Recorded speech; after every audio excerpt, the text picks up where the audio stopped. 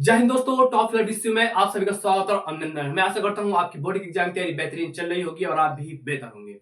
आज की इस वीडियो में हम समझने वाले हैं कक्षा 12 इतिहास के वो सभी प्रश्नों को जो बोर्ड एग्जाम 2026 में 100% फंसने वाले हैं। मैं ऐसा क्यों बोल रहा हूं, पहले ये समझो कि मैंने क्या किया। 2020 से अगर 2025 तक के वो सारे क्वेश्चनों को इकट्ठा कर लिया है जो बोर्ड एग्जाम में पूछे गए हैं, और यही प्रश्नों में से कुछ प्रश्न आपके 2026 में भी पूछे जाने हैं। तो ये वीडियो आप अंत तक जरूर देखना। आपको मन नहीं है चैनल को सब्सक्राइब करने का तो मत करो, वीडियो को मत लाइक करो, मत कमेंट करो, आप कुछ मत करो। बस आपसे मैं यही कहूंगा, यदि आप इस चैनल पर आए हैं, इस वीडियो पर आए हैं, तो वीडियो को आप अंत तक जरूर देखना। आप वीडियो को देखने के बाद यही लास्ट में बोलकर जाओगे कि वीडियो बहुत अच्छी थी। इस वीडियो को आप देखने के बाद आप कोई वीडियो मत देखना, चले जाना बोर्ड एग्जाम में कहीं कभी पेपर उठा के देख लेना। ये मैं दावे के साथ कह सकता हूं, आप 10 में से 8 या 9 प्रश्न आप सॉल्व कर दोगे। चलो आओ हम प्रश्नों को समझते हैं। मित्रों, पहला प्रश्न है हमारा कि हड़प्पा संस्कृति के किस स्थल से मनका बनाने का प्रमाण प्राप्त हुआ है? मोहनजोदड़ो, बानावली, चनुंद्रो, धौलावीरा। देखो, हमारा पहला क्वेश्चन है कि हड़प्पा संस्कृति के किस स्थल से मनका बनाने का प्रमाण प्राप्त हुआ है। तो याद रखना है चनुंद्रो। क्या? चनुंद्रो से हमें मनका बनाने का। मनका क्या होता है? देखो, पत्थर होता है, मनका पत्थर टाइप का मोती होता है जिससे हम माला बनाते हैं। क्या बनाते हैं? माला बनाते हैं, उसी को मनका बोलते थे। तो हड़प्पा संस्कृति किस स्थल से मनका बनाने के प्रमाण प्राप्त होते हैं? तो वो चनुंद्रों से प्राप्त होते हैं। कहाँ से प्राप्त होते हैं? चनुंद्रों से प्राप्त होते हैं। ये क्वेश्चन इंपॉर्टेंट है, ठीक है। तो हड़प्पा संस्कृति के किस स्थल से मनका बनाने के प्रमाण मिलते हैं? तो चनुंद्रों से मिलते हैं।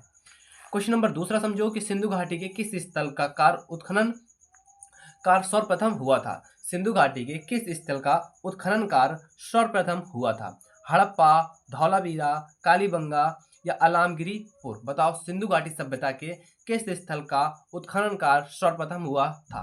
तो आप सभी को पता होगा, हड़प्पा का। किसका? हड़प्पा नामक स्थान का सर्वप्रथम उत्खनन हुआ था। सिंधु घाटी का दूसरा नाम या अन्य नाम हम हड़प्पा सभ्यता के नाम से जानते हैं। क्वेश्चन नंबर तीसरा है हमारा कि निम्नलिखित में से कौन हड़प्पा सभ्यता की खोज से संबंधित नहीं है? निम्नलिखित में से कौन हड़प्पा सभ्यता की खोज से संबंधित नहीं है? दयाराम साहनी, कनिंघम मार्शल या फिर बीरबल साहनी। तो निम्नलिखित में से कौन सा हड़प्पा सभ्यता की खोज से संबंधित नहीं है? आप सभी को पता होगा, बीरबल साहनी। कौन नहीं संबंधित है? बीरबल साहनी संबंधित नहीं है। क्वेश्चन नंबर चौथा है कि हड़प्पा सभ्यता के किस स्थल से जुते हुए खेत के साक्ष्य प्राप्त होते हैं? हड़प्पा सभ्यता के किस स्थल से हमें जुते हुए खेत के साक्ष्य मिलते हैं या प्राप्त होते हैं? तो आप बताओ, धौलावीरा, रंगपुर, कालीबंगा या राखीगढ़। तो आप सभी को पता होगा, जो जुते हुए खेत के साक्ष्य हमें मिलते हैं हड़प्पा सभ्यता से, ये सिंधु घाटी सभ्यता से, तो वो कालीबंगा से मिलते हैं। कहाँ से मिलते हैं? कालीबंगा से हमें जुते हुए खेत के साक्ष्य मिलते हैं। क्वेश्चन इस तरह भी पूछा जा सकता है कि सिंधु घाटी के किस स्थल से जुते हुए खेत के साक्ष्य मिलते हैं? तो कालीबंगा से मिलते हैं। या हड़प्पा सभ्यता किस स्थल से जुते हुए खेत के साक्ष्य मिलते हैं? तो कालीबंगा से मिलते हैं। क्वेश्चन नंबर 5वां है हमारा कि हड़प्पा सभ्यता कैसी सभ्यता थी? हड़प्पा सभ्यता कैसी सभ्यता थी? नगरीय सभ्यता थी, ग्रामीण सभ्यता थी, अर्धनगरीय थी या अर्ध ग्रामीण सभ्यता थी? तो हड़प्पा सभ्यता जो सभ्यता थी वो कैसी सभ्यता थी? तो आप सभी को पता होगा, नगरीय सभ्यता थी। कैसी थी? नगरीय सभ्यता। अच्छे मकान बने हुए थे, पक्की नालियां बनी हुआ करती थी, पक्की ईंटों से घर बना हुआ करते थे। हड़प्पा सभ्यता कैसी सभ्यता थी? तो नगरीय सभ्यता थी। अब वैदिक सभ्यता कैसी सभ्यता थी? तो ग्रामीण सभ्यता थी। ये याद रखना। क्वेश्चन दोनों में से कोई एक पूछा जा सकता है बोर्ड एग्जाम में। ये तो पूछेगा आपसे कि हड़प्पा सभ्यता कैसी सभ्यता थी, तो आपको याद रखना नगरीय सभ्यता थी। आपसे ये भी पूछा जा सकता है कि वैदिक सभ्यता कैसी थी, तो ग्रामीण सभ्यता थी। क्वेश्चन नंबर 6वां है हमारा कि भारतीय पुरातात्विक सर्वेक्षण के प्रथम डायरेक्टर जनरल थे। भारतीय पुरातात्विक सर्वेक्षण के प्रथम डायरेक्टर जनरल कौन थे? कनिंघम, राखलदास बनर्जी, दयाराम साहनी या जॉन मार्शल। तो आप सभी को पता होगा, यदि पता नहीं है तो इस क्वेश्चन को आप तैयार कर लो, याद कर लेना। जो इसका सही आंसर है, भारतीय पुरातत्व सर्वेक्षण के प्रथम डायरेक्टर जनरल थे तो वो कनिंघम थे। कौन थे? कनिंघम थे। या फिर ये पूछा जा सकता है आपसे क्वेश्चन कि पुरातत्व विभाग के प्रथम डायरेक्टर जनरल कौन थे, या फिर पुरातत्व के प्रथम जनरल कौन थे? तो कनिंघम थे। ये याद रखना है आपको। क्वेश्चन नंबर 7वां समझो कि हड़प्पा सभ्यता में मकान किसके बने थे? हड़प्पा सभ्यता में मकान किसके बने थे? ईंटों के बने थे, पत्थरों के बने थे, मिट्टी के बने थे कि पक्की ईंटों के बने थे? देखो, ईंटों के मकान बने थे और हड़प्पा सभ्यता को अभी मैंने आपको बताया कि नगरीय सभ्यता बोलते हैं। क्या नगरीय सभ्यता बोलते हैं। जो मकान बने हुए थे, जो मकान वो किस चीज के बने हुए थे, तो आप सभी को पता होगा पक्की ईंटों के बने थे। कैसे? पक्की ईंटों के बने हुए थे। हड़प्पा सभ्यता में मकान किसके बने हुए थे? तो पक्की ईंटों के बने हुए थे। भारतीय पुरातत्व सर्वेक्षण के प्रथम डायरेक्टर जनरल कौन थे? तो कनिंघम थे। हड़प्पा सभ्यता कैसी सभ्यता थी? तो नगरीय सभ्यता थी। हड़प्पा सभ्यता के किस स्थल से जुते हुए खेत के साक्ष्य मिलते हैं? तो कालीबंगा से मिलते हैं। निम्नलिखित में से कौन सा हड़प्पा सभ्यता की खोज से संबंधित नहीं है? तो बीरबल साहनी नहीं है। देखो, दयाराम साहनी और बीरबल साहनी, तो इसमें आप कंफ्यूज मत होना, बीरबल साहनी नहीं है। और सिंधु घाटी सभ्यता किस स्थल का उत्खनन कार्य सर्वप्रथम हुआ था? तो हड़प्पा का हुआ था। और हड़प्पा संस्कृति के किस स्थल से मनका बनाने का प्रमाण प्राप्त होता है? तो चंद्रों से प्राप्त होता है।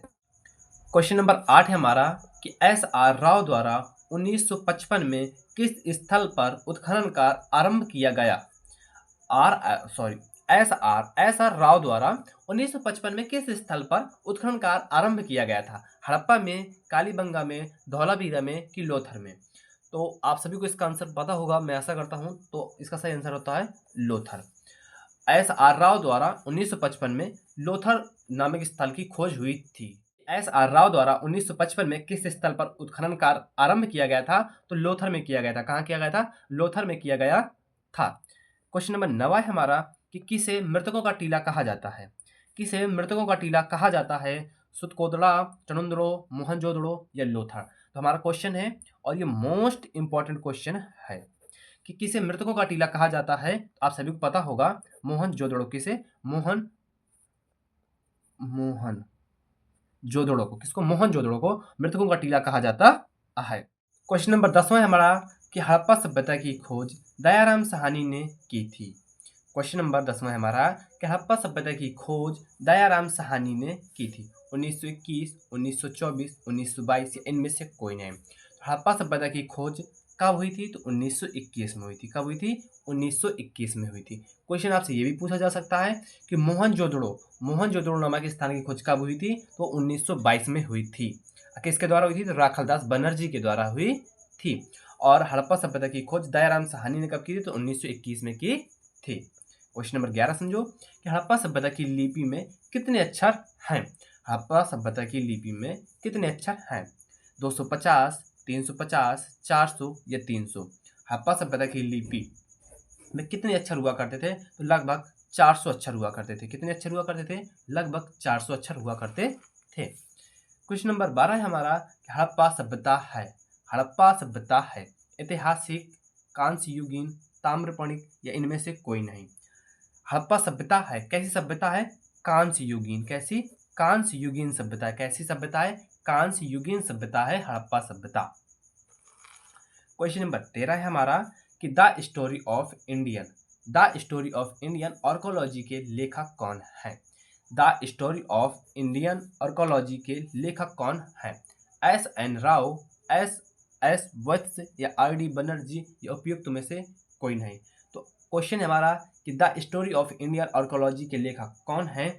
आप सभी को पता होना चाहिए इसका भी आंसर एस एन राव। कौन? S N Rao. The story of Indian archaeology के लेखक हैं एस एन राव।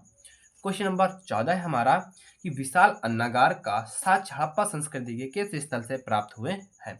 विशाल अन्नागार। अब आपसे क्वेश्चन ये भी पूछा जा सकता है विशाल स्नानागार के साक्ष्य हमें कहाँ से प्राप्त होते हैं? तो देखो, विशाल अन्नागार और विशाल स्नानागार हमें मोहनजोदड़ो से प्राप्त होते हैं। कहाँ से प्राप्त होते हैं? मोहनजोदड़ो से प्राप्त होते हैं। मोहनजोदड़ो को मृतकों का टीला कहा जाता है। मोहनजोदड़ो की खोज 1922 में हुई थी। कब हुई थी? 1922 में हुई थी। और किसने की थी? तो राखलदास बनर्जी ने की थी। और ये क्वेश्चन पूछा जा सकता है बोर्ड एग्जाम में। क्वेश्चन नंबर 14 था हमारा कि विशाल अन्नागार का साक्ष्य में हड़प्पा संस्कृति के किस स्थल से प्राप्त होते हैं? तो मोहनजोदड़ो से प्राप्त होते हैं। The story of Indian archaeology के लेखक कौन है? तो एस एन राव जी है। हड़प्पा सभ्यता है कांस्य युगीन सभ्यता। कैसी? कांस्य युगीन सभ्यता। हड़प्पा सभ्यता की लिपि कितने अक्षरों की है? लगभग 400 अक्षरों की है। हड़प्पा सभ्यता की खोज दयाराम साहनी ने कब की थी? तो 1921 में की थी। किसे मृतकों का टीला कहा जाता है? तो मोहनजोदड़ो को बोला जाता है। एस आर राव द्वारा 1955 में किस स्थल पर उत्खनन का आरंभ किया गया था? तो वो लोथर में किया गया था। कहाँ किया गया था? लोथर में किया गया था। क्वेश्चन नंबर 15 है हमारा कि किस यूरोपीय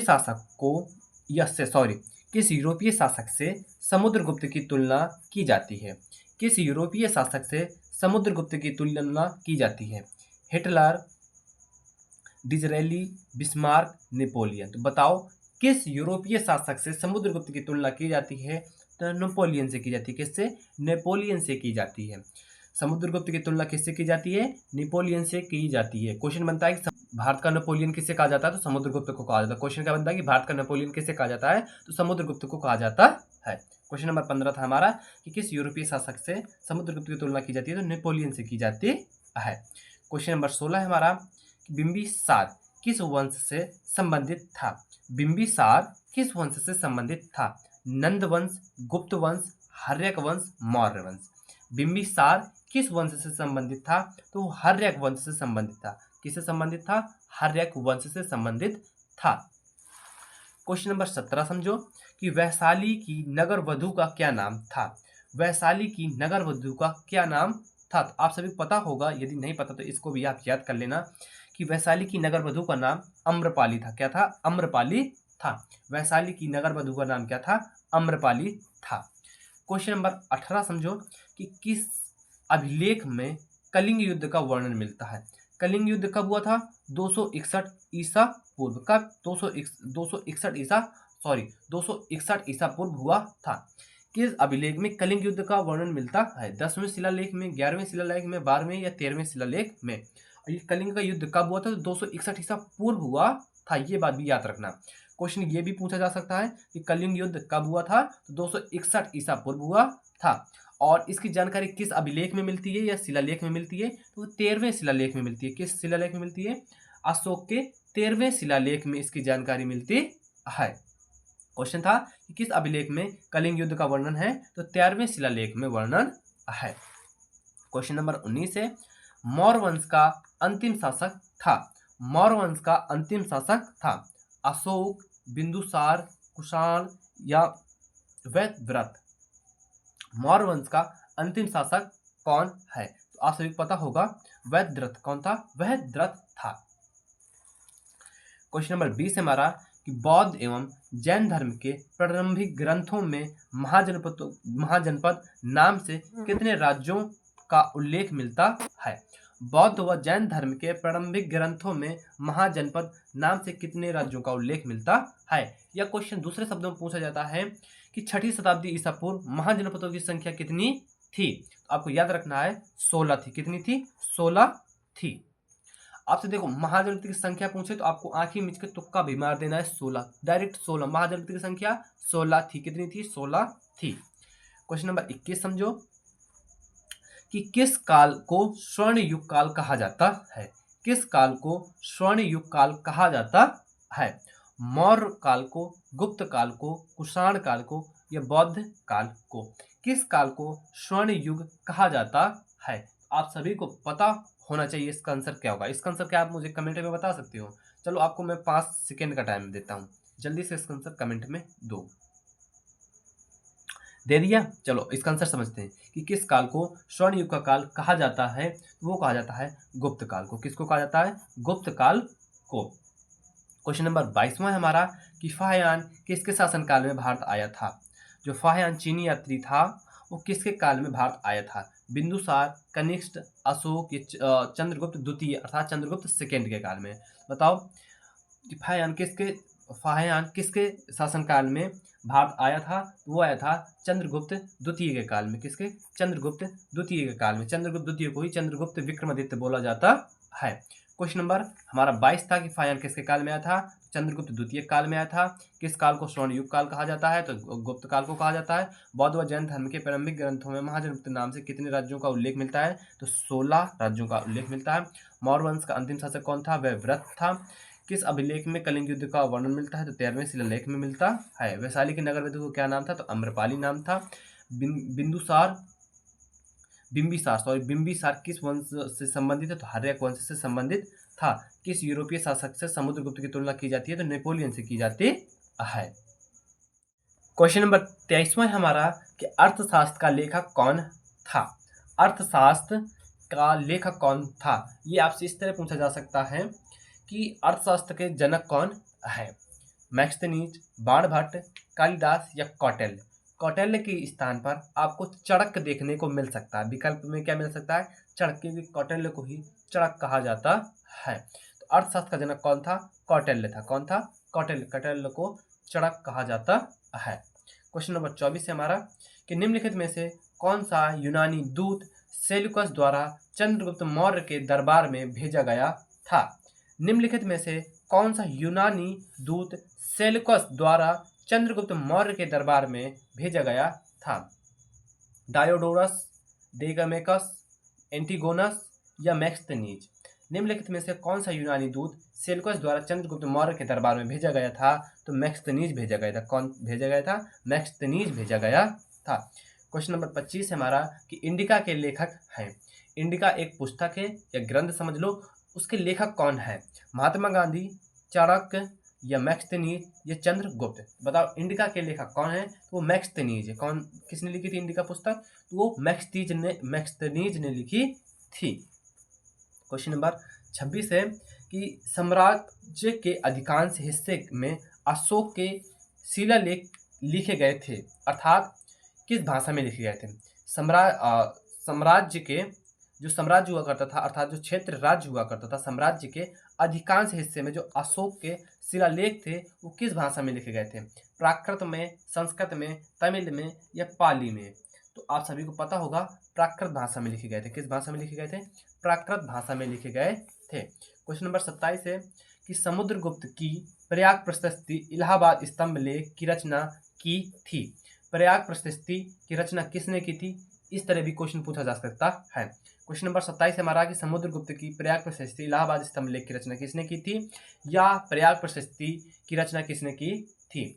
हरिसेन ने, नागसेन ने, बाणभट्ट या कालिदास ने? तो आप सभी को पता होगा हरिसेन ने की थी। किसने की थी? हरिसेन ने समुद्रगुप्त की प्रयाग प्रशस्ति की रचना की थी।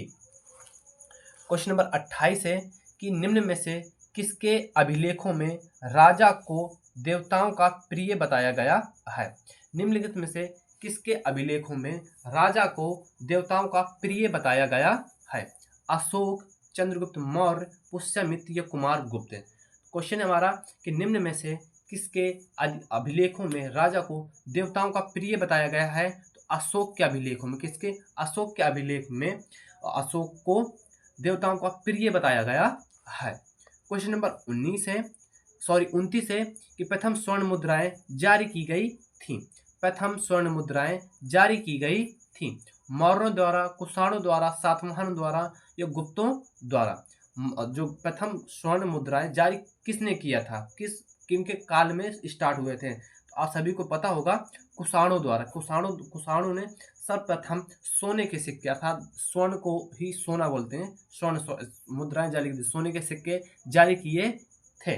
क्वेश्चन नंबर 29 था कि प्रथम स्वर्ण मुद्राएं जारी की थी, तो कुषाणों ने जारी की थी। निम्न में से किसके अभिलेखों में राजा को देवताओं का प्रिय बताया गया है? तो अशोक को बताया गया है। समुद्रगुप्त की प्रयाग प्रशस्ति इलाहाबाद स्तंभ लेख की रचना किसने की थी? तो हरिसेन ने की थी। साम्राज्य के अधिकांश हिस्से में अशोक के अभिलेख लिखे गए थे जो प्राकृत भाषा में लिखे गए थे। इंडिका के लेखक कौन है? तो मैक्सनीज हैं।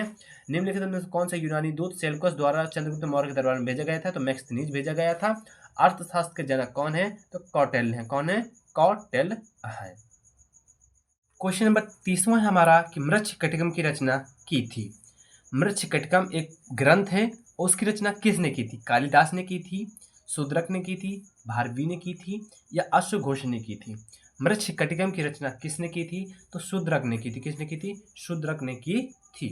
क्वेश्चन नंबर 31 है कि हरिसेन राजकवि था। हरिसेन राजकवि था अशोक का, कृष्णदेव राय का, समुद्रगुप्त का या हर्षवर्धन का? तो देखो मैंने आपसे क्वेश्चन पूछा था कि समुद्रगुप्त की प्रयाग प्रशस्ति की रचना किसने की थी? समुद्रगुप्त की प्रयाग प्रशस्ति की रचना किसने की थी? तो हरिसेन ने की थी। तो हरिसेन किसका राजकवि होगा? समुद्रगुप्त होगा। देखो आप पढ़ो, कॉमन सेंस थोड़ा बहुत लगाते जाओगे तो 100% आप एग्जाम में बहुत अच्छा स्कोर कर जाओगे। क्वेश्चन नंबर 32 हमारा कि मौर्य साम्राज्य कितने प्रांतों में विभक्त था, अर्थात मौर्य साम्राज्य कितने प्रांतों में बटा हुआ था? 3, 4, 5 या 7? तो मौर्य साम्राज्य कितने प्रांतों में बटा हुआ था? 5 भागों में बटा हुआ था। कितने? 5 भागों में बटा हुआ था। क्वेश्चन नंबर 33 है हमारा कि मैक्सथनीज जो चंद्रगुप्त मौर्य के दरबार में आया था वह एक क्या था? क्या वह एक था? सॉरी, क्या वह था एक? कौन था वो? मैक्सथनीज जो चंद्रगुप्त मौर्य के दरबार में आया था वह था एक इतिहासकार, नाविक, कवि या चिकित्सक। तो मैक्सथनीज जो था वह एक इतिहासकार था। कौन था? इतिहासकार था। क्वेश्चन नंबर 34 समझो कि लगभग 78 ईस्वी का संबंध है। लगभग 78 ईस्वी का संबंध है। गुप्त शासक का प्रारंभ, अशोक का शासन, कनिष्क का राज्यारोहण, मौर्य साम्राज्य का अंत। लगभग 78 ईस्वी का संबंध है। तो कनिष्क के राज्यारोहण से संबंधित, किससे? कनिष्क के राज्यारोहण से संबंधित है। क्वेश्चन नंबर 35 हमारा कि अशोक के सारनाथ स्तंभ में कितने शेर बनाए गए हैं? अशोक के सारनाथ स्तंभ में कितने शेर बनाए गए हैं? 2, 3, 4, 5। अशोक का जो सारनाथ स्तंभ लेख है उसमें कितने शेर बनाए गए हैं? आप सभी को पता होगा 4 शेर बनाए गए हैं। आप एक बार में 3 शेर को ही देख सकते हो। कितने शेर को देख सकते हो? एक बार में 3 शेर को ही देख सकते हो। क्वेश्चन नंबर 36 है हमारा कि प्रयाग प्रशस्ति का संबंध किससे है? प्रयाग प्रशस्ति का संबंध किससे है? चंद्रगुप्त फर्स्ट से, चंद्रगुप्त विक्रमादित्य से, समुद्रगुप्त से या स्कंदगुप्त से? तो देखो, इससे पहले भी मैं आपको 2 क्वेश्चन बता चुका हूँ। पहला क्वेश्चन था हमारा कि समुद्रगुप्त की प्रयाग प्रशस्ति का संबंध किससे था? मतलब रचना किसने की थी? तो हरिश्चंद्र ने की थी। तो प्रयाग प्रशस्ति संबंधित है समुद्रगुप्त से। किससे संबंधित है? समुद्रगुप्त से संबंधित है। क्वेश्चन नंबर 37 हमारा कि महाभारत के युद्ध को क्या कहा जाता है? महाभारत के युद्ध को क्या कहा जाता है? धर्म युद्ध, शीत युद्ध, गृह युद्ध या इनमें से कोई नहीं। महाभारत के युद्ध को धर्म युद्ध कहा जाता है। क्या कहा जाता है? धर्म युद्ध कहा जाता है। क्वेश्चन नंबर 37 था हमारा कि महाभारत के युद्ध को क्या कहा जाता है? तो धर्म युद्ध कहा जाता है। प्रयाग प्रशस्ति का संबंध किससे था? तो समुद्रगुप्त से था। अशोक के सारनाथ स्तंभ लेख में कितने शेर बनाए गए थे? तो 4 शेर बनाए गए थे। लगभग 78 ईस्वी का संबंध किससे है? तो कनिष्क का राज्यारोहण से संबंधित है। मैक्सथनीज को चंद्रगुप्त मौर्य के दरबार में भेजा था वह एक था इतिहासकार था। मौर्य साम्राज्य कितने भागों में बटा हुआ था? तो 5 भागों में बटा हुआ था। हरिश्चंद्र राजकवि था तो समुद्रगुप्त का था। मृच्छकटिकम की रचना किसने की थी? तो शूद्रक ने की थी। क्वेश्चन नंबर 38 है हमारा कि महाभारत की रचना में लगभग कितने वर्ष लगे थे? अर्थात क्या कहने का मतलब है, जो महाभारत ग्रंथ लिखा गया था, महाभारत महाकाव्य लिखा गया था, उसकी रचना करने में लगभग कितने वर्ष लगे थे? उसमें कितना समय लगा था? 2000 वर्ष लगे थे कि 1000 वर्ष लगे थे कि 1800 वर्ष लगे थे कि 1500 वर्ष लगे थे? महाभारत की रचना में लगभग कितने वर्ष लगे थे? तो लगभग 1000 वर्ष लगे थे। कितने? लगभग 1000 वर्ष लगे थे। क्वेश्चन नंबर 39 है कि निम्न में से किस भाषा के ग्रंथ को अधिकारित माना जाता है? निम्नलिखित में से किस भाषा के ग्रंथों को अधिकारित माना जाता है? पाली, संस्कृत, तमिल और या संस्कृत, पाली, प्राकृत या तमिल या संस्कृत? तो निम्नलिखित में से किस भाषा के ग्रंथ को अधिकारित माना जाता है? तो संस्कृत भाषा के ग्रंथों को अधिकारित माना जाता है। क्वेश्चन नंबर 40 है हमारा कि निम्न में से किस विवाह को सर्वोत्तम विवाह माना जाता है? निम्न में से किस विवाह को सर्वोत्तम विवाह माना जाता है? गंधर्व विवाह, हर्ष विवाह या प्रजापति विवाह या ब्रह्म विवाह? तो निम्न में से किस विवाह को उत्तम या सर्वोत्तम विवाह माना जाता है? तो ब्रह्म विवाह को माना जाता है। किस विवाह को? ब्रह्म विवाह को सर्वोत्तम विवाह माना जाता है। क्वेश्चन नंबर 41 है हमारा कि लगभग 6ठी शताब्दी ईसा पूर्व किस धर्म के वर्ण व्यवस्था की आलोचना की? लगभग 6ठी शताब्दी ईसा पूर्व में किस धर्म ने वर्ण व्यवस्था की आलोचना की थी? जैन धर्म ने, बौद्ध धर्म ने, शैव धर्म ने या विष्णु धर्म ने? तो लगभग 6ठी शताब्दी ईसा पूर्व में किस धर्म ने वर्ण व्यवस्था की आलोचना की थी? तो वो बौद्ध धर्म ने की थी। किसने की थी? बौद्ध धर्म ने की थी। क्वेश्चन नंबर 42 है हमारा कि मंदसौर अभिलेख में किस श्रेणी का उल्लेख मिलता है? मंदसौर अभिलेख में किस श्रेणी का उल्लेख मिलता है? बुनकरों का, दासों का, स्वर्णकारों का या शिल्पकारों का? तो मंदसौर अभिलेख में किस श्रेणी का उल्लेख मिलता है? तो बुनकरों का मिलता है। किनका? बुनकरों का मिलता है। क्वेश्चन नंबर 43 है हमारा कि निम्न में से किस ग्रंथ में वर्ण व्यवस्था का उल्लेख मिलता है? निम्न में से किस ग्रंथ में वर्ण व्यवस्था का उल्लेख मिलता है? रामायण, महाभारत, मनुस्मृति या ऋग्वेद। निम्न में से किस ग्रंथ में वर्ण व्यवस्था का उल्लेख मिलता है? तो ऋग्वेद में मिलता है। कहाँ मिलता है? ऋग्वेद में मिलता है। क्वेश्चन नंबर 44 है हमारा कि महाभारत की रचना किसने की थी? महाभारत की रचना किसने की थी? सॉरी, यहाँ पर आप ये गलत लिखा हुआ है, भगवत पुराण नहीं, यहाँ आप कर लीजिए कृष्ण। कौन? कृष्ण भगवान। कृष्ण, व्यास, विदुर या अर्जुन। तो महाभारत की रचना किसने की थी?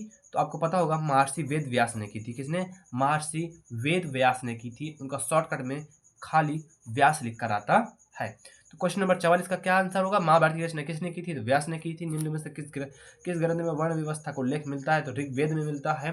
मंदसौर लेख किस श्रेणी का उल्लेख करता है? तो बुनकरों का उल्लेख करता है। लगभग 6वीं शताब्दी ईसा पूर्व किस धर्म ने वर्ण व्यवस्था की आलोचना की थी? तो बौद्ध धर्म ने की थी। निम्न में से किस विवाह को सर्वोत्तम विवाह माना जाता है? तो ब्रह्म विवाह को सर्वोत्तम माना जाता है। निम्नलिखित में से किस भाषा के ग्रंथ को अधिकृत माना जाता है? तो संस्कृत भाषा के ग्रंथों को अधिकृत माना जाता है। महाभारत की रचना में लगभग कितने वर्ष लगे थे? तो लगभग 1000 वर्ष लगे हुए थे। क्वेश्चन नंबर 45 है हमारा कि रामायण के रचयिता है।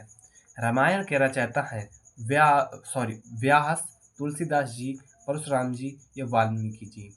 तो रामायण के रचयिता कौन है? तो आप सभी को पता होगा वाल्मीकि जी, महर्षि Valmiki ji. Question number 46 number question है कि मतंग जातक किस भाषा में लिखे गए थी? मतंग जातक किस भाषा में लिखी थी? प्राकृत, पाली, हिंदी या संस्कृत। आप सभी को पता होगा मतंग जातक किस भाषा में लिखी गई थी? तो पाली भाषा में लिखी गई थी। किस भाषा में लिखी गई थी? पाली भाषा में लिखी गई थी। क्वेश्चन नंबर 47 है हमारा कि मध्यम निकाय ग्रंथ की रचना किस भाषा में की गई थी? मध्यम निकाय ग्रंथ की रचना किस भाषा में की गई थी? प्राकृत, संस्कृत, अपभ्रंश या पाली। आप सभी को पता होगा पाली भाषा में की गई थी। मध्यम निकाय ग्रंथ की रचना किस भाषा में की गई थी? पाली भाषा में की गई थी। क्वेश्चन नंबर 48 हमारा कि श्रीमद् भगवत गीता किस महाकाव्य का हिस्सा है? श्रीमद् भगवत गीता किस महाकाव्य का हिस्सा है? आप सभी को पता होगा महाभारत का हिस्सा है। किसका हिस्सा है? महाभारत का हिस्सा है। श्रीमद् भगवत गीता किस महाकाव्य का हिस्सा है? तो महाभारत का हिस्सा है। क्वेश्चन नंबर 49 हमारा कि क्षेमेंद्र ने किस पुस्तक की रचना की थी? क्षेमेंद्र ने किस पुस्तक की रचना की थी? वो की थी व्रत कथा मंजरी की। किसकी? व्रत कथा मंजरी की पुस्तक की रचना की थी। किसने की थी? क्षेमेंद्र ने किस पुस्तक की रचना की थी? तो व्रत कथा मंजरी की रचना की थी। क्वेश्चन नंबर 50 हमारा कि श्रीमद् भगवत गीता महाभारत के किस पर्व का अंश है? श्रीमद् भगवत गीता महाभारत के किस पर्व का अंश है?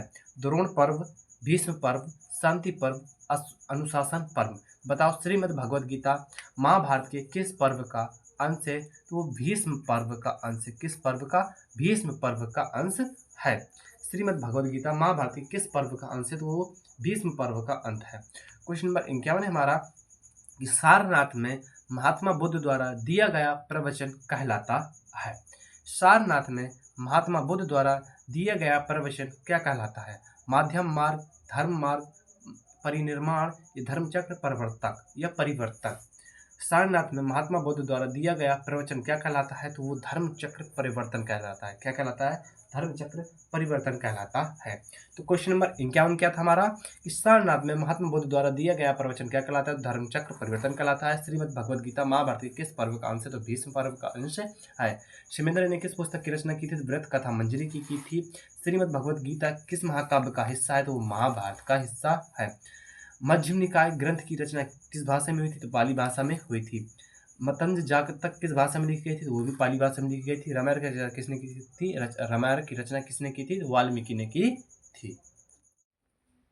क्वेश्चन नंबर 52 है हमारा कि निम्नलिखित में से कौन सा एक महावीर स्वामी का पूर्ण नाम है? मूल नाम है। निम्नलिखित में से कौन सा एक महावीर का मूल नाम है? वर्धमान, गौतम, तथागत या सिद्धार्थ। तो देखो क्वेश्चन था हमारा कि निम्नलिखित में से कौन सा एक महावीर का मूल नाम है? तो आप सभी को पता होगा वर्धमान नाम था। क्या था? वर्धमान। इनके बचपन का नाम क्या था? वर्धमान था। या मूल नाम क्या था? या वास्तविक नाम क्या था? तो वर्धमान था। ये जैन धर्म के 24वें तीर्थकार थे। कौन थे? 24वें नंबर के तीर्थकार थे। और जैन धर्म के वास्तविक संस्थापक भी यही थे। क्वेश्चन नंबर 53 है कि प्रारंभिक समय में मंदिर एक चौकोर आकार के कमरे का बना होता था, जिसे कहते थे, क्या कहते थे?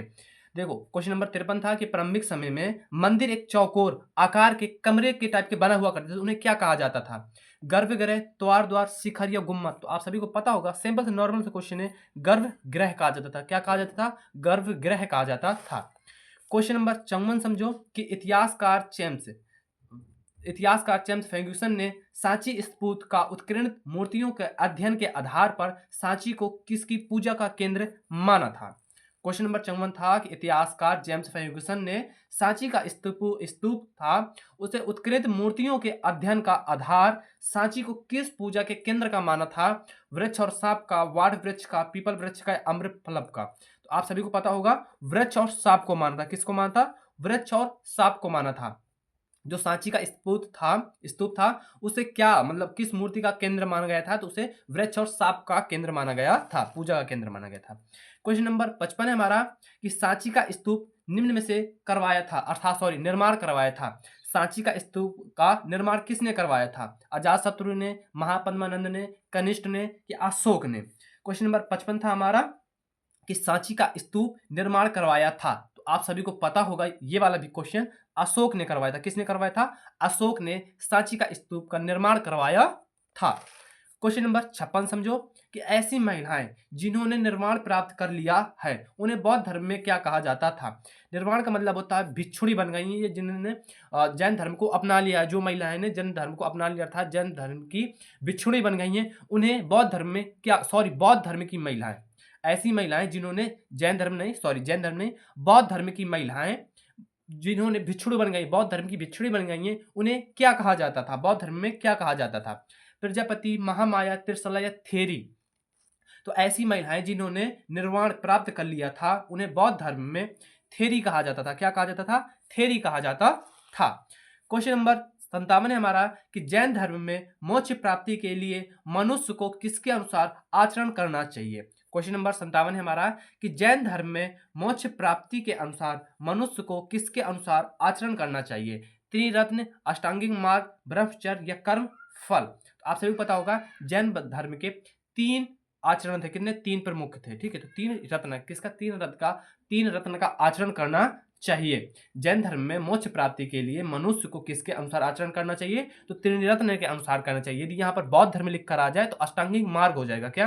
यदि बौद्ध धर्म के अनुसार मोक्ष प्राप्ति के लिए आचरण क्या करना चाहिए? तो अष्टांगिक मार्ग है।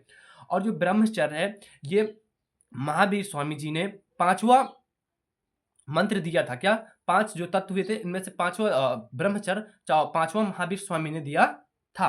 देखो, क्वेश्चन नंबर 57 था कि जैन धर्म के मोक्ष प्राप्ति के लिए मनुष्य को किसके अनुसार आचरण करना चाहिए? तो त्रिरत्न के अनुसार आचरण करना चाहिए। ऐसी महिला जिन्होंने निर्वाण प्राप्त कर लिया हो, या साधु, ये भिक्षुणी बन गई हों, साध्वी बन गई हों, तो उन्हें बौद्ध धर्म में क्या कहा जाता था? तो थेरी कहा जाता था। सांची का स्तूप निर्माण किसने करवाया था? तो अशोक ने करवाया था। इतिहासकार जेम्स फर्ग्यूसन ने सांची के स्तूप को उत्कीर्णित मूर्तियों के अध्ययन के आधार पर सांची को किसकी पूजा का केंद्र बताया था? तो वृक्ष और सांप को बताया था। प्रारंभिक समय में मंदिर एक चौकोर आकार के कमरे में बना हुआ करते थे, जिसे क्या कहा जाता था? गर्भगृह कहा जाता था, गुम्बद नहीं कहा जाता था। गुम्बद में आप गलत टिक मारकर आ सकती हो, इस वजह से ये क्वेश्चन इंपॉर्टेंट बन जाता है। निम्नलिखित में से कौन सा एक महावीर स्वामी का मूल नाम है? तो वर्धमान नाम है। क्या था? वर्धमान। नंबर 58 समझो कि बौद्ध धर्म के प्रवर्तक थे रामानंद, महात्मा गांधी, महावीर या गौतम बुद्ध? गौतम बुद्ध का बचपन का नाम सिद्धार्थ था, या वास्तविक नाम सिद्धार्थ था। तो बौद्ध धर्म का प्रवर्तक थे गौतम बुद्ध। कौन थे? गौतम बुद्ध। बौद्ध धर्म के प्रवर्तक गौतम बुद्ध। बुद्ध धर्म के प्रवर्तक गौतम बुद्ध। देखो, क्वेश्चन नंबर नेक्स्ट हमारा कि महावीर स्वामी का जन्म कहाँ हुआ था? महावीर स्वामी का जन्म कब हुआ था? 599 ईसा पूर्व, 540 ईसा पूर्व, 670 ईसा पूर्व, 400 ईसा पूर्व महावीर स्वामी का जन्म हुआ था। तो देखो, 2 विकल्प दिए रहे हैं, तो आपको हमेशा 599 ईसा पूर्व मानना है। कब? 599 ईसा पूर्व। 540 ईसा पूर्व कुछ इतिहासकार ये वाला भी मानते हैं। यदि दोनों विकल्प दिए हैं तो आपको 599 ईसा पूर्व मानना है। टिक। महावीर स्वामी का जन्म हुआ था 599 ईसा पूर्व हुआ था। कब हुआ था? 599 ईसा पूर्व हुआ था। पर 540 कुछ इतिहासकार ये भी मानते हैं। यदि विकल्प में आपको 599 नहीं मिलता तो आपको 540 ईसा पूर्व मानना है। नेक्स्ट क्वेश्चन समझो कि बुद्ध का जन्म कहाँ हुआ था। बताओ बुद्ध का जन्म कहाँ हुआ था, कपिलवस्तु में, लुम्बिनी में, उर्वेला या कुशीनगर में। तो बुद्ध का जन्म कहाँ हुआ था, तो लुम्बिनी में हुआ था। कहाँ हुआ था, लुम्बिनी में हुआ था। बुद्ध का जन्म कहाँ हुआ था, लुम्बिनी में हुआ था। क्वेश्चन नंबर नेक्स्ट है हमारा कि ऋग्वेद में ऋत का तात्पर्य है। ऋग्वेद में ऋत का क्या तात्पर्य है, प्रकृति एवं नैतिक धर्म, देवता, ऋषि या यज्ञ। तो ऋग्वेद में ऋत का तात्पर्य है प्राकृतिक एवं नैतिक धर्म। क्या, प्राकृतिक एवं नैतिक धर्म से संबंधित है। क्वेश्चन नंबर नेक्स्ट हमारा 62 है कि समकालीन बौद्ध ग्रंथों में कितने संप्रदायों का उल्लेख मिलता है। समकालीन बौद्ध ग्रंथों में कितने संप्रदायों का उल्लेख मिलता है, 24, 36, 44 या 64। तो आप सभी को पता होगा 64 संप्रदायों का उल्लेख मिलता है। कितने, 64 संप्रदायों का उल्लेख मिलता है। क्वेश्चन नंबर नेक्स्ट हमारा 63 नंबर क्वेश्चन है कि श्वेतंबर एवं दिगंबर किस धर्म से संबंधित हैं। श्वेतंबर एवं दिगंबर किस धर्म से संबंधित हैं, जैन, ईसाई, बौद्ध, हिंदू। तो आप सभी को पता होगा जैन धर्म से संबंधित है। श्वेतंबर एवं दिगंबर किससे संबंधित है, तो वो जैन धर्म से संबंधित है। क्वेश्चन नंबर 64 हमारा कि पंचतंत्र किसकी रचना है। पंचतंत्र किसकी रचना है, आर्यभट्ट, कालिदास, चाणक्य या विष्णु शर्मा। देखो आपको चाणक्य के स्थान पर विष्णु गुप्त मिल सकता है। क्या मिल सकता है, विष्णु गुप्त। आपको कंफ्यूज पैदा करने के लिए, क्या, कंफ्यूजन पैदा करने के लिए। तो पंचतंत्र किसकी रचना है, तो विष्णु शर्मा की है। किसकी, विष्णु शर्मा की है। और आपको कंफ्यूज करने के लिए आपसे यहाँ पर विष्णु गुप्त लिख सकता है। चाणक्य के स्थान पर क्या लिख सकता है, विष्णु गुप्त, क्योंकि चाणक्य का अन्य नाम भी मिलता है विष्णु गुप्त। कौटिल्य भी चाणक्य को ही बोला जाता है। तो पंचतंत्र किसकी रचना है, तो विष्णु शर्मा की रचना है। क्वेश्चन नंबर 65 है हमारा कि बुद्ध का महापरिनिर्वाण स्थल है। बुद्ध का परिनिर्वाण स्थल है। बुद्ध का महापरिनिर्वाण स्थल है लुम्बिनी, बोध गया, कपिल वस्तु होगा। क्या, कपिल वस्तु और कुशीनगर। तो बताओ कि बुद्ध का महापरिनिर्वाण स्थल क्या है। तो देखो कुशीनगर है। क्या है, कुशीनगर। बुद्ध का महापरिनिर्वाण स्थल है कुशीनगर। क्वेश्चन नंबर 66 है हमारा कि निम्नलिखित में से बुद्ध को ज्ञान की प्राप्ति कहाँ हुई थी। निम्नलिखित में से बुद्ध को ज्ञान की प्राप्ति कहाँ हुई थी, सारनाथ में, कुशीनगर में, गया अर्थात बोध गया में या लुम्बिनी में। तो आप सभी को पता होगा बोध गया बिहार में। कहाँ, बोध गया बिहार में हुई थी, निरंजना नदी के किनारे हुई थी। नदी यदि पूछे कि बौद्ध धर्म और कि बौद्ध गौतम बुद्ध को किस नदी के किनारे मिला था ज्ञान की प्राप्ति हुई थी, तो निरंजना नदी के किनारे प्राप्त हुआ था। क्वेश्चन नंबर 66 था कि निम्नलिखित में बौद्ध को ज्ञान की प्राप्ति हुई थी, तो गया में हुई थी, बोध गया में। ठीक है। बुद्ध का महापरिनिर्वाण स्थल होता है कुशीनगर। पंचतंत्र किसकी रचना है, विष्णु शर्मा की रचना है। श्वेतंबर एवं दिगंबर किस धर्म से संबंधित है, तो जैन धर्म से संबंधित है। समकालीन बौद्ध ग्रंथों में कितने संप्रदायों का उल्लेख मिलता है, तो 64 संप्रदायों का उल्लेख मिलता है। ऋग्वेद में ऋत का तात्पर्य है प्राकृतिक एवं नैतिक धर्म से। बुद्ध का जन्म हुआ था लुम्बिनी में। कहाँ, लुम्बिनी में। महावीर स्वामी का जन्म हुआ था 599 ईसा पूर्व। कब, 599 ईसा पूर्व। बुद्ध धर्म के प्रवर्तक कौन थे, गौतम बुद्ध। क्वेश्चन नंबर 67 है हमारा कि जातक लिखे गए थे। जो जातक कथाएं थी वो लिखी गई थी संस्कृत में, पाली भाषा में, प्राकृत भाषा में या हिंदी में। देखो जो जातक कथा लिखी गई थी वो पाली भाषा में लिखी गई थी। किस भाषा में लिखी गई थी, पाली भाषा में लिखी गई थी। जातक लिखे गए थे, पाली भाषा में लिखे गए थे। नेक्स्ट क्वेश्चन है कि गौतम बुद्ध को किस नदी के तट पर तपस्या की थी। देखो क्वेश्चन आ गया ना कि गौतम बुद्ध ने किस नदी के तट पर तपस्या की थी, अर्थात गौतम बुद्ध ने किस नदी के किनारे ज्ञान की प्राप्ति की थी। तो अभी मैंने आपको बताया निरंजना नदी के किनारे। किस नदी के किनारे, निरंजना नदी के किनारे।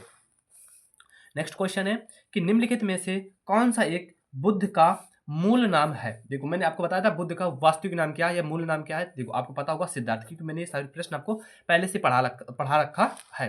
निम्नलिखित में से कौन सा एक बुद्ध का वास्तविक नाम है, तो सिद्धार्थ है। क्या है, सिद्धार्थ है। वर्धमान किसका नाम है, तो महावीर स्वामी का नाम है मूल नाम। क्वेश्चन नंबर 70 है हमारा कि हर्षचरित की रचना की थी। हर्षचरित की रचना किसने की थी, बताओ हर्षचरित की रचना किसने की थी। कालिदास ने, कल्हड़ ने, बाणभट्ट ने, यतुरंगुंग ने।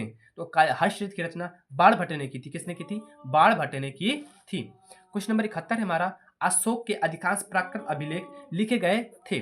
अशोक के अधिकांश प्राकृत अभिलेख कौन से अभिलेख, प्राकृत अभिलेख किस भाषा में लिखे गए थे, खरोष्टी, ब्राह्मणी, ग्रीक या अरामाइका लिपि में। तो बताओ अशोक के अधिकांश प्राकृत अभिलेख किस भाषा में लिखे गए थे। तो तुमको सभी को पता होगा ब्राह्मणी लिपि में लिखे गए थे। किस भाषा में लिखे गए थे? ब्राह्मणी लिपि में लिखे गए थे। अशोक के अधिकांश प्राकृत अभिलेख किस भाषा में लिखे गए थे? ब्राह्मणी भाषा में लिखे गए थे। क्वेश्चन नंबर 72 है हमारा कि जैन धर्म के 24वें तीर्थकार थे। इसको भी आपको मैंने बता दिया था। इसका क्वेश्चन आप कमेंट में देना कि जैन धर्म के 24वें तीर्थकार कौन थे? ऋषभ देव जी थे, महावीर स्वामी थे, शांतिनाथ थे, आदिनाथ थे। जैन धर्म के 24वें तीर्थकार कौन थे? तो आप सभी को पता होगा महावीर स्वामी थे। ये क्वेश्चन मैंने जब महावीर स्वामी का मूल नाम पूछा था तब मैंने आपको ये बताया था कि 24वें तीर्थकार महावीर स्वामी थे। श्वेतंबर और दिगंबर किससे संबंधित है? तो जैन धर्म से संबंधित है। जैन धर्म के मतलब संस्थापक, केवल संस्थापक ऋषभ देव जी है। कौन है? संस्थापक केवल पूछे कि संस्थापक कौन है, तो ऋषभ देव जी हैं। वास्तविक संस्थापक कौन है? महावीर स्वामी है। 24वें तीर्थकार महावीर स्वामी है। ब्रह्मचर्य का उपदेश भी महावीर स्वामी ने ही दिया था। क्वेश्चन नंबर 73 है कि महावीर का जन्म स्थल है, महावीर स्वामी का जन्म स्थल है कुंडग्राम या कुंडल ग्राम, कहीं कहीं कुंडल ग्राम भी लिखा रहता है, राजगृह है, पाटलिपुत्र या मिथिला। तो बताओ महावीर का जन्म स्थल है कुंडग्राम। क्या? कुंडग्राम। क्या है? कुंडग्राम। महावीर स्वामी का जन्म स्थल क्या है? कुंडग्राम है। जैन धर्म के 24वें तीर्थकार कौन थे? तो ऋषभ देव जी थे। अशोक के अधिकांश प्राकृत अभिलेख लिखे गए थे ब्राह्मणी लिपि में लिखे गए थे। हरिश्चंद्र की रचना किसने की थी? तो बारभट्ट ने की थी। निम्नलिखित में से बुद्ध का मूल नाम क्या था? तो सिद्धार्थ था। गौतम बुद्ध किस नदी के तट पर तपस्या प्राप्त की थी? तो निरंजन नदी के तट पर की थी। और जातक लिखे गए थे पाली भाषा में लिखे गए थे। क्वेश्चन नंबर 74 है हमारा कि अल बरूनी ने किस पुस्तक की रचना की थी? अल बरूनी एक इतिहासकार हुए जिन्होंने किस पुस्तक की रचना की थी? तो आप सभी को पता होगा तहकीके हिंद की रचना की थी। किसकी की थी? तहकीके हिंद की रचना की थी। क्वेश्चन नंबर 75 है कि अल बरूनी ने निम्न में से किस भाषा का ज्ञान था? अल बरूनी को किन निम्न में से किस भाषा का ज्ञान था? संस्कृत, हिब्रू और संस्कृत। वो जो अल बरूनी था वो सभी भाषाओं का ज्ञाता था। क्या था? सभी भाषाओं का ज्ञाता था। इनमें से सभी भाषाओं को वो ज्ञाता था। अल बरूनी को निम्न में से किस भाषा का ज्ञान था? तो संस्कृत का भी ज्ञान था, फारसी का भी ज्ञान था, हिब्रू का भी ज्ञान था। रिहाल, क्या? रिहाल किसकी रचना है? क्वेश्चन नंबर 76 है हमारा, रिहाल किसकी रचना है? तो वो इब्न बैतूता की रचना है। किसकी है? इब्न बैतूता की रचना है। रिहाल किसकी रचना है? इब्न बैतूता की रचना है। क्वेश्चन नंबर 77 है हमारा कि बनियर कहाँ का रहने वाला था? बनियर एक इतिहासकार हुए थे। वो कहाँ के निवासी थे? तो वो फ्रांस के निवासी थे। कहाँ के? फ्रांस के निवासी थे। क्वेश्चन नंबर 78 है कि किताब उल हिंद, किताब उल हिंद के लेखक कौन है? किताब उल हिंद के लेखक कौन है? तो अल बरूनी है। कौन है? अल बरूनी है। देखो अल बरूनी की जो तहकीक हिंद, उसी को दूसरी भाषा में बोला जाता है किताब उल हिंद। क्या? किताब उल हिंद। देखो अल बरूनी की एक पुस्तक है, पुस्तक का नाम है किताब उल हिंद। किताब उल हिंद को अन्य भाषा में बोला जाता है तहकीक हिंद। क्या बोला जाता है? तहकीक हिंद। क्वेश्चन नंबर नेक्स्ट हमारा कि अल बरूनी ने तहकीक हिंद, देखो सॉरी यहाँ पर तारीख लिखा हुआ गलत है, यहाँ लिखना है हमें तहकीक हिंद। तहकीक हिंद किस भाषा में लिखा गई थी? अरबी, उर्दू, फारसी, तुर्की। तो आप सभी पता होगा अरबी भाषा में लिखी थी। किस भाषा में लिखी थी? अरबी भाषा में लिखी थी। अल बरूनी ने तहकीक हिंद किस पुस्तक में लिखी थी? ये तहकीक हिंद की जगह लिख के आ सकता है किताब उल हिंद। क्या लिख के आ सकता है? किताब उल हिंद किस भाषा में लिखी गई थी? तो अरबी भाषा में लिखी गई थी। नेक्स्ट क्वेश्चन है क्वेश्चन नंबर 80 है हमारा कि सगुण तथा निर्गुण किसकी शाखाएं? सगुण तथा निर्गुण किसकी शाखाएं हैं? भक्ति आंदोलन की, सूफी संत की, वैष्णव धर्म की या बौद्ध धर्म की? आपको बताना है कि सड़गुण तथा निर्गुण किसकी शाखाएं हैं? तो भक्ति आंदोलन की शाखाएं किसकी हैं? भक्ति आंदोलन की शाखाएं हैं। क्वेश्चन नंबर 81 है कि आर्य समाज की स्थापना किसने की थी? आर्य समाज की स्थापना किसने की थी? तो दयानंद सरस्वती ने की थी। किसने की थी? दयानंद सरस्वती ने की थी। आर्य समाज की स्थापना किसने की थी? तो दयानंद सरस्वती ने की थी। सरगुण तथा निर्गुण किसकी शाखाएं हैं? तो भक्ति आंदोलन की शाखाएं हैं। अल बरूनी ने तहकीक हिंद किस भाषा में लिखी थी? तो अरबी भाषा में लिखी थी। किताब उल हिंद किसकी रचना है? तो अल बरूनी की रचना है। बनियर कहाँ का निवासी था? तो फ्रांस का निवासी था।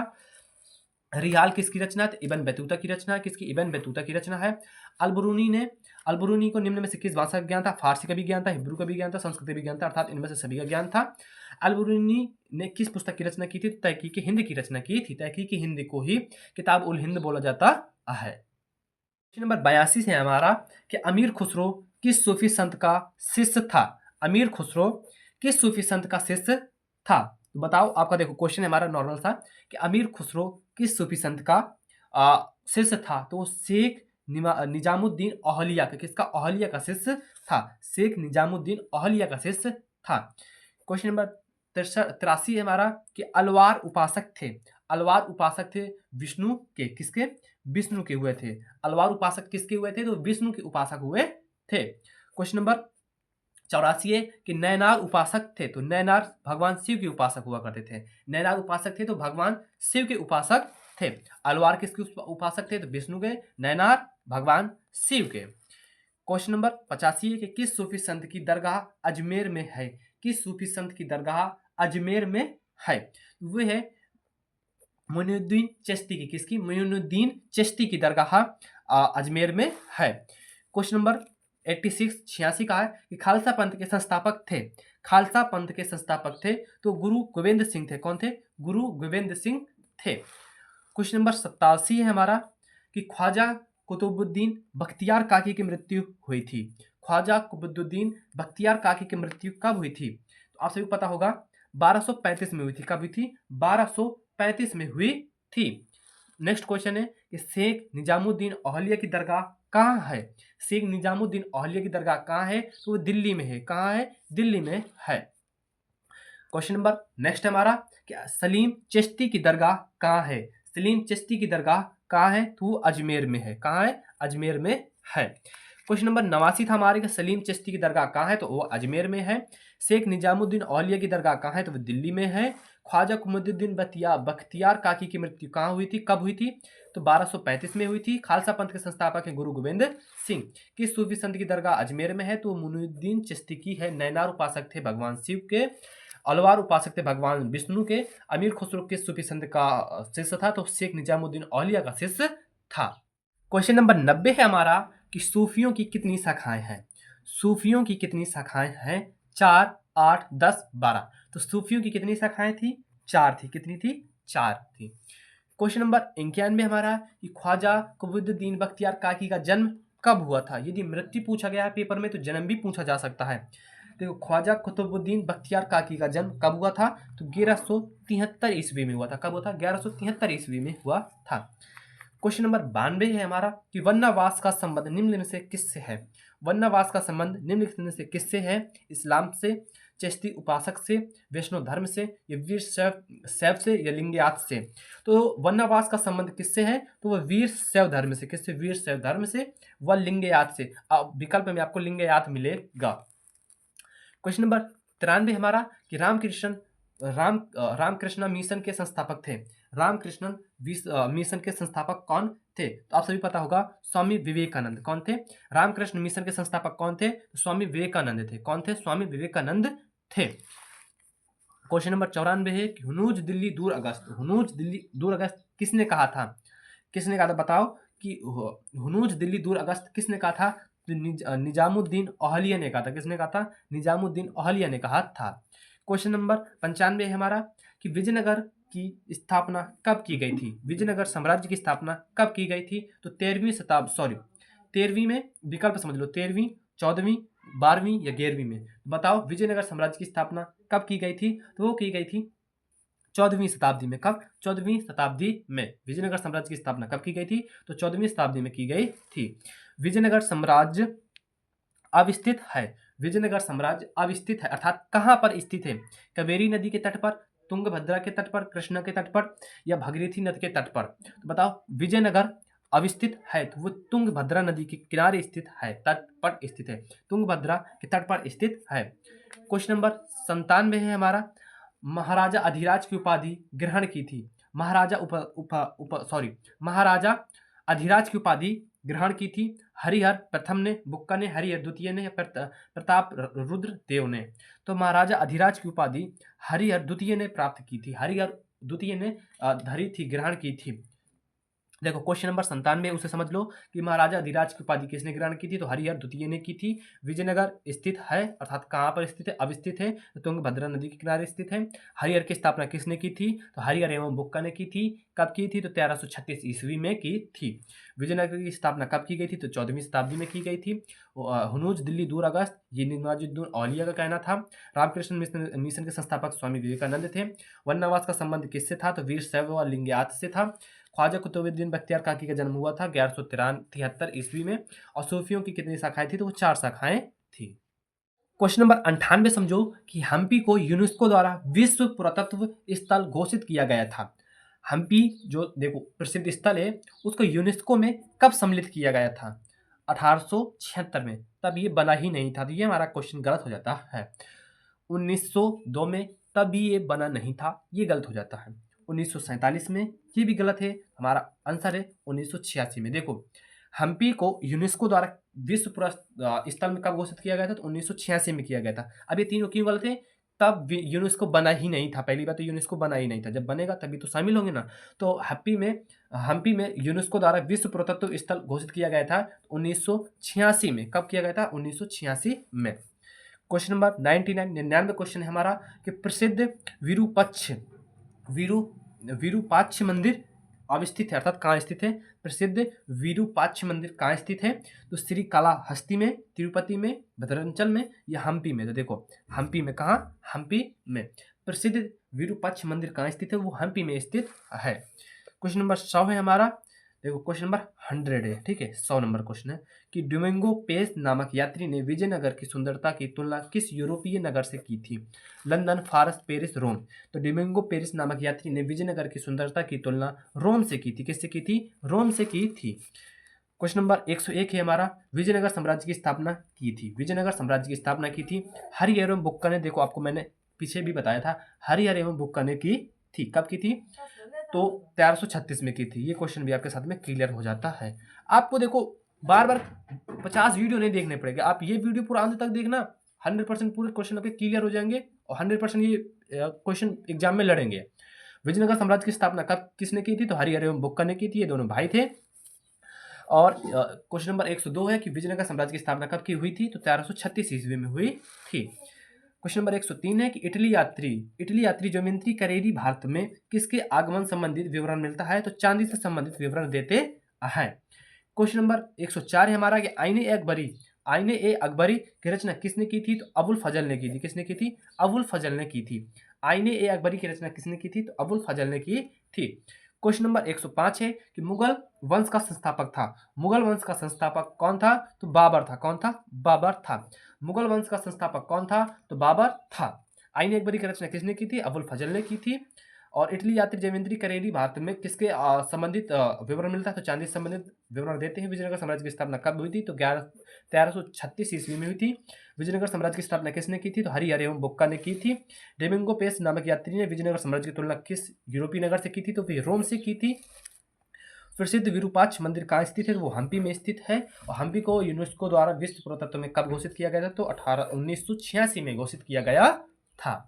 106 है हमारा कि बंगाल में स्थायी बंदोबस्त लागू किया गया था। यह इस्तमारारी बंदोबस्त लागू किया गया था। क्वेश्चन इस तरह भी पूछता है, तो आपको याद रखना है कि बंगाल में स्थायी बंदोबस्त लागू किया गया था 1765 में, 1793 में, 1773 में या 1818 में।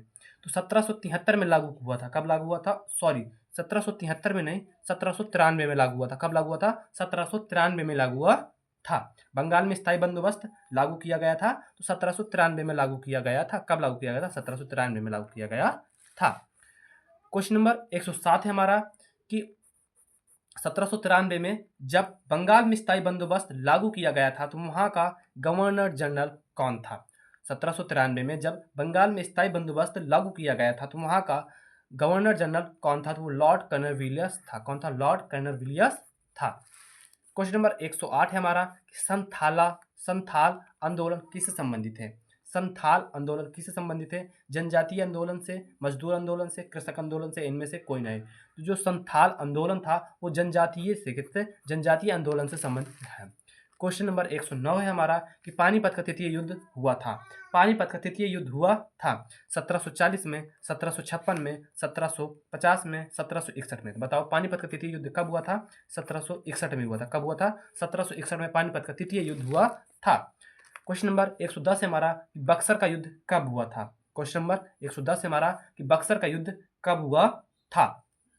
1760 में, 1770 में, 1764 में, 1780 में। तो बक्सर का युद्ध हुआ था वो 1764 में हुआ था। कब हुआ था? 1764 में बक्सर का युद्ध हुआ था। क्वेश्चन नंबर 111 है हमारा कि व्यवगत का सिद्धांत या राज्य हड़प नीति या विलय नीति को किससे लागू किया था, किसने लागू किया था? व्यवगत की नीति का संबंध या राज्य हड़प नीति या विलय नीति का संबंध किससे है? तो लॉर्ड डलहौजी से। किससे है? लॉर्ड डलहौजी से संबंधित है।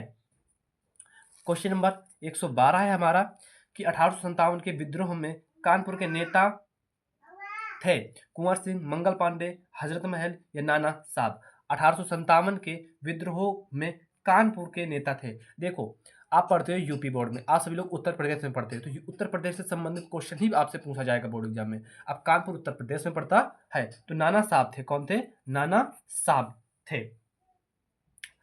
1857 के विद्रोह में कानपुर के नेता कौन थे? तो नाना साहब थे। क्वेश्चन नंबर 113 है हमारा, मेरठ छावनी में सिपाहियों ने विद्रोह किया था। ये क्वेश्चन बनता है मोस्ट VIMP कि मेरठ छावनी में सिपाहियों ने विद्रोह किया था। 10 मई 1857, 20 मई 1857, 15 मई 1857, 25 मई 1857 का। तो मेरठ छावनी में सिपाहियों ने विद्रोह किया था 10 मई 1857, 10 मई 1857 को किया था। ये क्वेश्चन बोर्ड एग्जाम की दृष्टि से मोस्ट इंपॉर्टेंट, क्योंकि 1857 क्रांति से एक क्वेश्चन 100% आपको बोर्ड एग्जाम में देखने को मिलेगा। तो मेरठ छावनी से सिपाहियों ने विद्रोह किया था 10 मई 1857 को। 1857 में सिपाहियों के विद्रोह में कानपुर का नेता कौन था? तो नाना साहब जी थे। व्यवगत नीति या राज्य हड़प नीति, विलय नीति का संबंध किससे? तो लॉर्ड डलहौजी से है। बक्सर का युद्ध हुआ था तो 1764 में हुआ था। पानीपत का तृतीय युद्ध हुआ था 1761 में हुआ था। संथाल आंदोलन किससे संबंधित है? तो जनजातीय आंदोलन से संबंधित है। 1793 में जब बंगाल में स्थायी बंदोबस्त लागू किया गया था तो वहाँ गवर्नर कौन था? लॉर्ड कर्नवालिस थे। बंगाल का स्थायी बंदोबस्त लागू किया गया था 1793 में लागू किया गया था। पर 114 है हमारा, 1857 के विद्रोह के समय मुगल शासक कौन था? 1857 के विद्रोह के समय मुगल शासक कौन था? क्वेश्चन नंबर विकल्प है शाह आलम, अकबर, सेकेंड औरंगजेब या बहादुर शाह जाफर। तो 1857 के विद्रोह के समय मुगल शासक था वो बहादुर शाह जाफर था। कौन था? बहादुर शाह जाफर था। क्वेश्चन नंबर 115 है हमारा कि भारत का प्रथम स्वतंत्रता संग्राम नामक पुस्तक के लेखक हैं बाल गंगाधर तिलक, महात्मा गांधी, सुभाष चंद्र बोस या VD सावरकर। भारत का प्रथम स्वतंत्रता संग्राम पुस्तक के लेखक कौन है?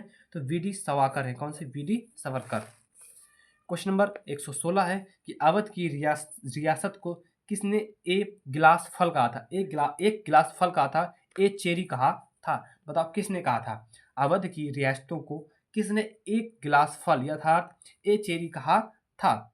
लॉर्ड वेलीजली ने, हेनरी ने या लॉर्ड डलहौजी ने या बहादुर शाह ने? तो किसने कहा था? तो ये क्वेश्चन था, कहा था डलहौजी ने। किसने कहा था? डलहौजी ने कहा था, लॉर्ड डलहौजी ने कहा था। अवध की रियासत को किसने एक गिलास फल या ए चेरी कहा था? तो लॉर्ड डलहौजी ने कहा था।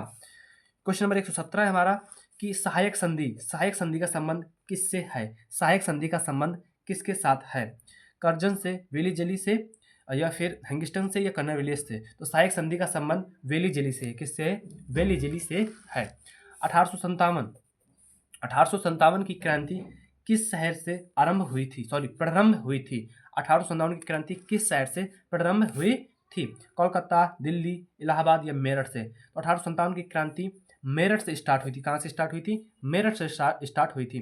भारत का प्रथम वायसराय कौन था? क्वेश्चन नंबर 129 है कि भारत का प्रथम वायसराय कौन था? तो लॉर्ड कैनिंग था। कौन था? लॉर्ड कैनिंग था।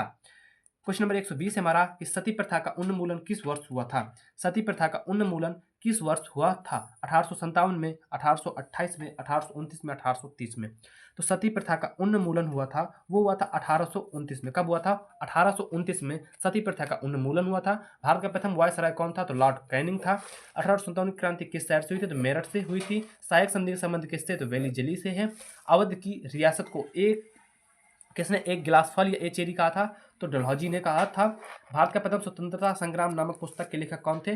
VD सावरकर थे। 1857 के विद्रोह के समय मुगल शासक कौन था? तो बहादुर शाह जाफर था।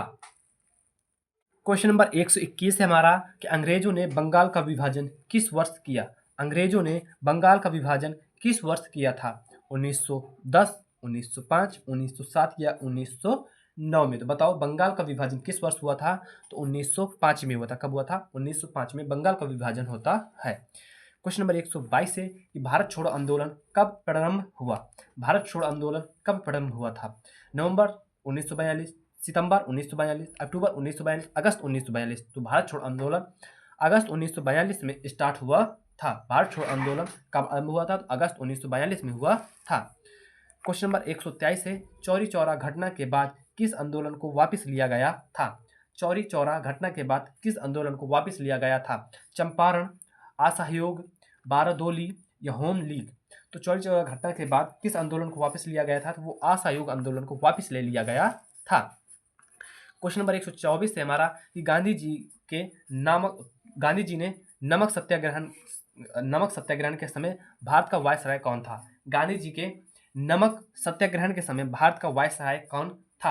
आपने गांधी इरविन समझौता पढ़ा होगा तो आपको समझ में आ गया होगा। गांधी इरविन समझौता में गांधी जी ने मांग की थी नमक बनाने की। तो यहाँ का सही आंसर हो जाता है इरविन। गांधी जी ने नमक सत्याग्रहण के समय भारत का वायसराय कौन था। तो इरविन था। कौन था। इरविन था। 125 नंबर क्वेश्चन है कि महात्मा गांधी ने असहयोग आंदोलन कब आरंभ किया था। महात्मा गांधी जी ने असहयोग आंदोलन कब आरंभ किया था। 1920 में, 1925 में, 1930 में, 1935 में। तो महात्मा गांधी जी ने असहयोग आंदोलन कब आरंभ किया था। 1920 में आरंभ किया था। कब किया था। 1920 में आरंभ किया था। क्वेश्चन नंबर 126 हमारा कि भारतीय राष्ट्रीय कांग्रेस की स्थापना कब हुई थी। भारतीय राष्ट्रीय कांग्रेस की स्थापना कब हुई थी। 1880 में, 1882 में, 1885 में, 1888 में। भारतीय राष्ट्रीय कांग्रेस की स्थापना 1885 में हुई थी। कब हुई थी। 1885 में हुई थी। क्वेश्चन नंबर 127 है हमारा कि द्वितीय गोलमेज सम्मेलन कब आयोजित हुआ था। 27 नंबर क्वेश्चन 127 का कि द्वितीय गोलमेज सम्मेलन कब आयोजित हुआ था। 1930 में इसमें प्रथम गोलमेज सम्मेलन हुआ था। कौन सा। प्रथम गोलमेज सम्मेलन हुआ था। 1931 में हुआ था द्वितीय गोलमेज सम्मेलन। द्वितीय गोलमेज सम्मेलन कब आयोजित हुआ था। तो 1931 में हुआ था। 1930 में पहला हुआ था। क्वेश्चन नंबर 128 है क्रिप्स मिशन भारत कब आया था। क्रिप्स मिशन भारत कब आया था। 1942 में आया था। कब आया था। 1942 में क्रिप्स मिशन भारत आया था। देखो ये सारे क्वेश्चन इंपॉर्टेंट, इन्हें याद कर लेना। क्वेश्चन नंबर 128 है कि क्रिप्स मिशन भारत कब आया था। तो 1942 में आया था। द्वितीय गोलमेज सम्मेलन कब आयोजित हुआ था। तो 1931 में हुआ था। भारतीय राष्ट्रीय कांग्रेस की स्थापना कब हुई थी। तो 1885 में हुई थी। महात्मा गांधी ने असहयोग आंदोलन कब आरंभ किया था। तो 1920 में आरंभ किया था। महात्मा गांधी जी ने नमक सत्याग्रहण के समय भारत का वायसराय कौन था। तो लॉर्ड इरविन था। कौन था। लॉर्ड इरविन था। चौरी चौरा घटना के बाद किस आंदोलन को वापस ले लिया गया था। तो असहयोग आंदोलन को वापस ले लिया गया था। भारत छोड़ो आंदोलन कब प्रारंभ हुआ था। तो अगस्त 1942 में हुआ था। अंग्रेजों ने बंगाल का विभाजन किस वर्ष किया था या बंगाल विभाजन कब हुआ था। तो 1905 में हुआ था। क्वेश्चन नंबर 129 है हमारा कि my experiment with true. My experiment with true के लेखक कौन है। क्वेश्चन नंबर 129 है हमारा कि माई एक्सपेरिमेंट विथ ट्रू के लेखक कौन है। महात्मा गांधी, JL नेहरू, BG तिलक या स्वामी विवेकानंद। तो माई एक्सपेरिमेंट विथ ट्रू किसकी रचना है या किसने लिखी थी। तो महात्मा गांधी ने लिखी थी। माई एक्सपेरिमेंट विथ ट्रू के लेखक कौन है। तो महात्मा गांधी जी हैं। और क्वेश्चन नंबर 30 है हमारा कि साइमन कमीशन भारत कब आया था। साइमन कमीशन भारत कब आया था। 1925, 1926, 1927 या 1928। तो साइमन कमीशन भारत आया था 1928 में। कब आया था। 1928 में साइमन कमीशन भारत आया था। 131 नंबर क्वेश्चन है कि रॉलेट एक्ट कब पारित हुआ था। रॉलेट एक्ट कब पारित हुआ था। जब जलियांवाला बाग हत्याकांड की घटना हुई थी। अब बताओ जलियांवाला बाग हत्याकांड कब हुआ था। 1999 में हुआ था। कब हुआ था। 1999 में हुआ था। तभी रॉलेट एक्ट भी पारित हुआ था। 1999 में। क्वेश्चन नंबर 132 हमारा महात्मा गांधी को किसने सर्वप्रथम राष्ट्रपिता कहकर संबोधित किया था। महात्मा गांधी को किसने सर्वप्रथम राष्ट्रपिता कहकर संबोधित किया था। सुभाष चंद्र बोस, सरदार वल्लभ भाई पटेल, रविंद्रनाथ टैगोर, जवाहरलाल नेहरू। बताओ कि महात्मा गांधी को किसने सर्वप्रथम राष्ट्रपिता कहकर संबोधित किया था। तो सुभाष चंद्र बोस जी ने किया था। किसने। सुभाष चंद्र बोस जी ने महात्मा गांधी को सर्वप्रथम राष्ट्रपिता कहा था। क्वेश्चन नंबर 133 है कि किस नेता को महात्मा गांधी का राजनैतिक गुरु कहा जाता है। राजनैतिक गुरु किसे कहा जाता है। महात्मा गांधी जी का राजनैतिक गुरु किसे कहा जाता है। जवाहरलाल नेहरू को, दादा भाई नौरोजी, बाल गंगाधर तिलक या गोपाल कृष्ण गोखले। तो किस नेता को महात्मा गांधी जी का राजगुरु कहा जाता है। तो गोपाल कृष्ण गोखले को कहा जाता है। किसको। गोपाल कृष्ण गोखले को महात्मा गांधी जी का नैतिक गुरु कहा जाता है। क्वेश्चन नंबर 134 है हमारा ए बेंच ऑफ ओल्ड लेटर्स का प्रकाशन किया था। ए बेंच ऑफ ओल्ड लेटर्स का प्रकाशन किया था जवाहरलाल नेहरू, नरेंद्र देव ने, जयप्रकाश नारायण ने, एन.जी. रंगा ने। तो ए ब्रांच ऑफ ओल्ड लेटर्स का प्रकाशन जवाहरलाल नेहरू ने किया था। किसने कहा था? किया था जवाहरलाल नेहरू ने किया था। क्वेश्चन नंबर 135 हमारा कि प्रथम गोलमेज सम्मेलन कब आयोजित हुआ था? प्रथम गोलमेज सम्मेलन कब आयोजित हुआ था? 1930 में, 1931 में, 1932 में, 1935 में। मैंने जब आपको द्वितीय गोलमेज सम्मेलन बताया था 1931 में, तो प्रथम गोलमेज सम्मेलन भी बताया था 1930 में हुआ था। कब हुआ था? प्रथम गोलमेज सम्मेलन 1930 में हुआ था, द्वितीय 1931 में हुआ था। ये सेकेंड गोलमेज सम्मेलन हुआ था 1931 में। क्वेश्चन नंबर 136 है हमारा कि राज्यसभा का पदेन अध्यक्ष होता है। राज्यसभा का पदेन अध्यक्ष होता है प्रधानमंत्री, लोकसभा अध्यक्ष, राष्ट्रपिता या उपराष्ट्रपति। राज्यसभा का पदेन उपाध्यक्ष होता है, वो उपराष्ट्रपति होता है। कौन होता है? उपराष्ट्रपति होता है। राज्यसभा का पदेन अध्यक्ष होता है, वो उपराष्ट्रपति होता है। प्रथम गोलमेज सम्मेलन 1930 में हुआ था। ए ब्रांच ऑफ ओल्ड लेटर्स का प्रकाशन जवाहरलाल नेहरू ने किया था।